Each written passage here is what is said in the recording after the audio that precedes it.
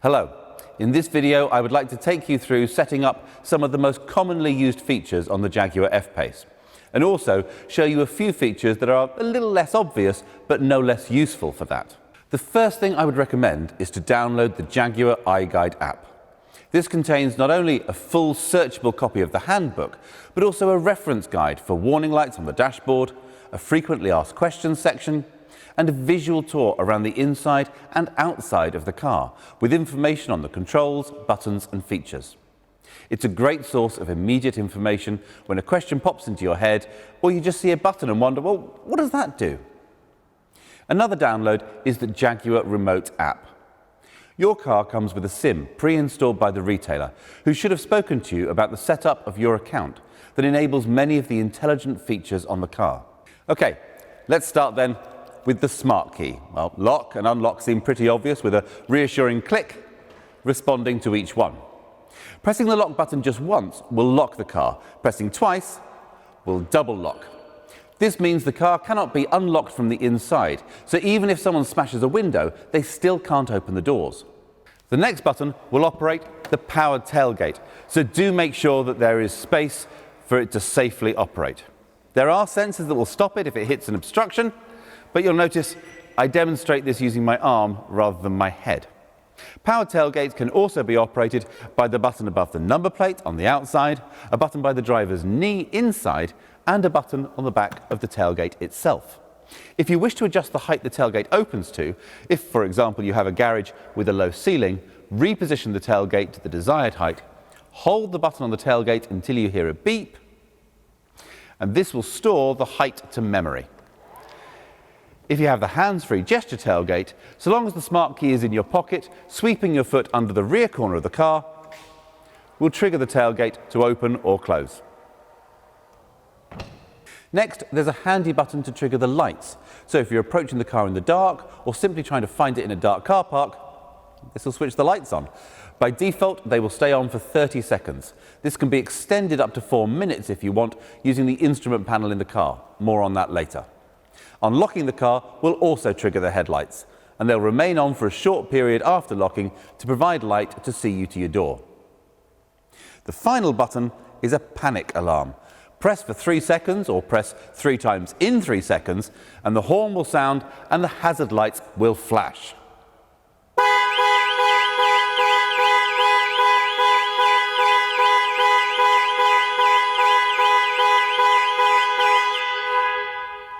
After 5 seconds, this can be cancelled by holding the button for a further 3 seconds. Holding the unlock button down will operate global opening, lowering all the windows to allow air into the car before you enter on a hot day. Similarly, if you get out and then realise you've left a window open, hold the lock button to activate global closing to raise all the windows and secure the car. These operations can be enabled or disabled using the instrument panel options.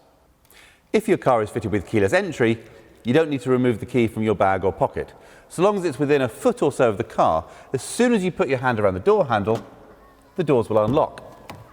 When you leave the car, place your thumb on the end of the door handle to secure the vehicle. Getting into the car then, the first thing you need to do is find a comfortable position. Seat controls can be found on the outside of the seat. Steering wheel adjustment is either electric, using a joystick on the right-hand side of the steering column, or manual. Just pull the lever on the underside of the steering column down, adjust the reach and rake to suit, and then push the lever up to put the steering wheel in place. Mirrors are adjusted using the controls mounted on the driver's door. Select which mirror to adjust using the buttons, and then use the joystick to adjust the angles. Incidentally, if you have power folding mirrors, pushing both buttons together will fold them in, useful if squeezing through a tight gap. Once everything is adjusted to your satisfaction, if you have memory settings, you can save these positions.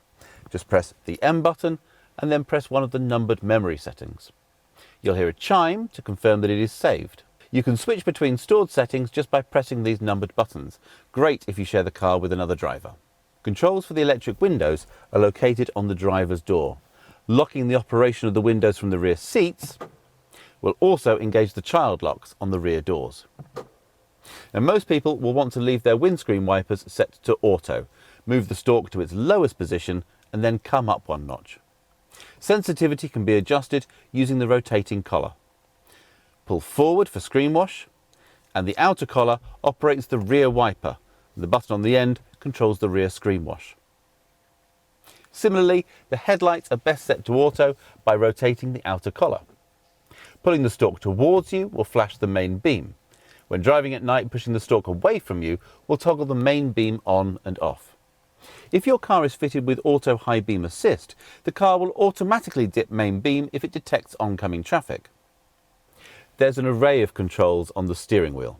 On the right hand side are the controls for cruise control. Press set when travelling at your preferred speed, and the car will automatically maintain that speed until you touch the brakes or press cancel. Pressing the accelerator will cause the car to speed up, but when you release, it will return to the set speed. Pressing plus or minus will increase or reduce the set speed. If cruise control has been cancelled, pressing resume will return the car to the last set speed. If your car has adaptive cruise control, a radar monitors the speed of the car in front of you. If they're travelling slower, the car will automatically match their speed. The buttons on the left and right will increase and decrease the distance between you and the car in front. Whilst you need to be travelling over 20 miles an hour to activate cruise control, adaptive cruise will match the speed of the car in front all the way down to 0. If the traffic restarts within 3 seconds, your car will pull away with the traffic. Any longer than that, and you'll need to give the car permission to go with just a gentle press on the accelerator. This function means that adaptive cruise control can be used in tiring stop-start traffic situations. The limb button switches the function between cruise control and speed limiter. Lane keep assist can be toggled on and off with the button marked with converging white lines. If the heated steering wheel is fitted, the control will be found here. On the left side, there are controls for volume and buttons to skip tracks or change radio stations. The menu button triggers the instrument panel menus, allowing configuration of safety systems, heads-up display and driver convenience features. All around the menu button are controls to navigate through these menus. Explore these options to set the car up to your preferences. The phone icon will answer a call or start the process to dial a contact on a connected phone. Pressing it during a phone call will drop that call. A quick press on the voice control button will allow you to use voice commands. Just wait for the chime and then call home. A full list of the available commands can be accessed on the main infotainment screen. Starting the car is as simple as putting your foot on the brake pedal and pressing the start button. For manual cars, press the clutch. So long as the smart key is in the car somewhere, the engine will start. When you switch the car on, the 10-inch infotainment screen will display 3 main options: navigation, media and telephone. If you haven't already paired a phone, it will prompt you to do so. Tap on the phone tab, then open Bluetooth devices on your phone and select Jaguar F-PACE. Accept pairing on both your phone and the screen, and from now on it should automatically pair each time you get in the car, allowing hands-free calls, voice dialing and music streaming over Bluetooth. Text messages can be displayed on the main screen, and a soft key allows for them to be read aloud. On Apple phones, it's necessary to enable this feature by selecting Settings and Bluetooth, and then selecting the connection to the vehicle and enabling Show Notifications. If you prefer, connecting your phone with a cable will allow Apple CarPlay or Android Auto to mirror your phone screen on the car's infotainment system. A long press on the voice command button on the steering wheel will then connect you to your phone's voice assistant. Going back to the home page, tapping on the Media tab will take us to the DAB radio. Tapping Source will reveal the phone that you've just paired as a possible audio source. Radio stations can be easily selected from the menu, or you can simply use the voice commands from the steering wheel. Tune radio to BBC Radio 2. The third option from the home screen is the Navigation Pro system. To input a new destination, tap on the magnifying glass and then type any postcode, address or point of interest into the search box at the top of the screen. You can also search for businesses and transport links, hotels and restaurants. Where possible, the system will show TripAdvisor reviews. Destinations can be easily set by voice. Navigation, take me to 33 Baker Street, London. As well as appearing on the main 10-inch screen, navigation instructions will also be shown on the cluster display in front of the driver. If the car is fitted with the interactive driver display, the screen can be reconfigured for a 1 or 2 dial display by pressing Menu and selecting Display Options. You can even bring the map across the whole screen, retaining a digital readout of your speed. All F-PACEs are supplied with a 4G data connection to allow over-the-air updates of the infotainment systems and maps, and provide live traffic, flight information and internet search. When the system has an update available, it will alert the driver on the main menu screen and ask for permission to update when you switch off the engine. Only agree at a convenient time, as the car must then remain switched off and locked for up to 30 minutes whilst the update is applied. Swiping to the left from the home screen reveals additional features such as 4x4 information and driving efficiency analysis, and options for smart settings. The car can be set to recognise different drivers, either by different smart keys or the signal from their mobile phone, so the system can develop separate profiles for each driver's preferences. If memory seats are fitted, this starts with automatically putting the seat in the correct position for each driver. It can also analyse behaviour to pre-select navigation routes based on your regular routine, store audio preferences and remember climate settings. So the car might automatically put the heated seats on when it's below 6 degrees outside. Remember that you listen to a particular radio station on the way to work, but listen to a podcast on the way home. Know that on Thursday you come home via the gym and set the navigation accordingly. It will also remember that you like a 1-dial display, but your partner prefers 2 dials with the maps shown between them. Obviously, this involves storing a level of personal data, so when setting the system up, you can choose what data is stored on each profile. If you don't want it to store location data or information on your phone calling habits, just deselect these options. Just below the main touchscreen, you'll find temperature displays for the climate control. These settings can be altered with the buttons immediately below each one. Other buttons here control heated front and rear windscreens and fan blower speed. The heated seat button will bring up controls for the heated seats on the touchscreen. Jaguar F-PACE uses a rotary gear shift controller, which rises up when the ignition is switched on. Press on the brake pedal and rotate the dial to select reverse, neutral or drive. To select sport mode, press down slightly and just rotate one more notch. This will alter the operation of the automatic gearbox, holding on to gears longer to give punchier performance. You can manually shift up and down the auto gearbox using the paddles either side of the steering wheel. To return the car to automatic operation, hold the right paddle towards you for 3 seconds. When you come to a stop, you can rotate the dial back to park, or switching off the ignition will automatically return it to park before it descends back into the console. F-PACE has a range of driving modes, accessed with buttons just rearward of the gear shift. Set to comfort as standard, the arrow buttons will cycle through dynamic, eco and rain ice snow settings, useful for low traction surfaces. Each mode will affect the power delivery, gear shifting and traction control to give the best possible control and response.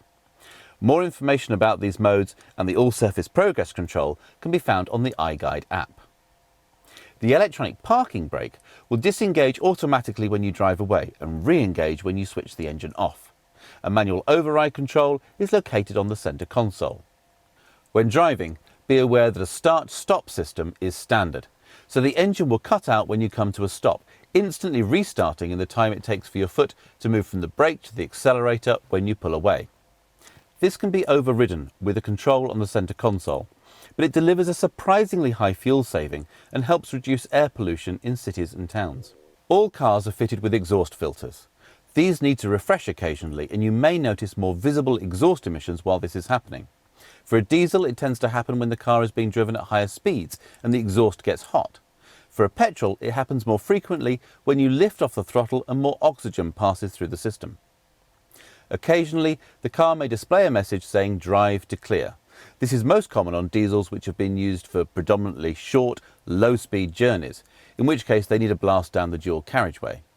For petrols, it happens when they've been used under load, like towing. Find occasions to lift off the throttle and slow using engine braking to clear the filter. Automatic braking systems for city driving are standard and detect other traffic, pedestrians and cyclists, preventing collision or mitigating damage. Cars fitted with adaptive cruise control have a high-speed emergency braking system. The lane keep system will provide a torque steer back into the lane if the car thinks you're drifting beyond the lane markers, so it's important to indicate when changing lane.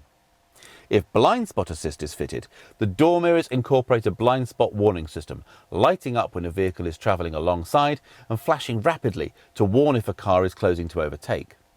If you start to move into the path of an adjacent vehicle, the car will deliver a torque steer in an attempt to avoid a collision. Now, these driver aids are designed to intervene when there is no input from the driver, which is surprisingly hard to simulate, so please don't try to test these systems. Any input from the driver will override them, and they do not reduce the driver's responsibility to drive safely and attentively. They can be deactivated, but as all of them have been shown to save lives both inside and outside the vehicle, they're switched on by default, and we recommend leaving them that way. For additional safety, in the event of an accident where the airbags are deployed or the fuel safety cutoff is activated, the car will automatically contact emergency services, sending GPS location data. Emergency services can be contacted at any time by pressing the right-hand button above the rear-view mirror. The left-hand button summons breakdown assistance. Both these buttons have covers to avoid accidental operation. When refueling, simply press the filler flap. So long as the car is unlocked, it will open.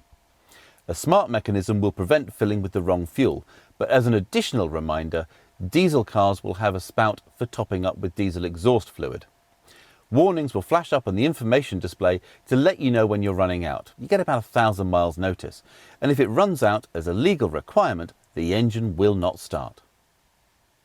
The remote app provides monitoring of many systems. When you first run the app, there is a quick start guide to aid setup, and then it provides control over remote locking and unlocking of the car, tells you how much fuel is in the tank, reports the last parked location of the car so you can always find your way back to it. And it can export a full journey log in the form of an Excel spreadsheet. So if you need to note mileage for business use, this is easy to keep track of. It also provides remote activation of the climate system, cooling the interior in summer before you get in, or warming and de-icing the car in winter whilst keeping the car fully secure. Because this feature starts the engine, it's only available on cars with auto gearboxes. This video has really only touched on the essentials. Please make use of the iGuide app or videos on our YouTube channel to find out more, or contact your retailer with any questions. Thank you for your time and enjoy your time with the Jaguar F-PACE.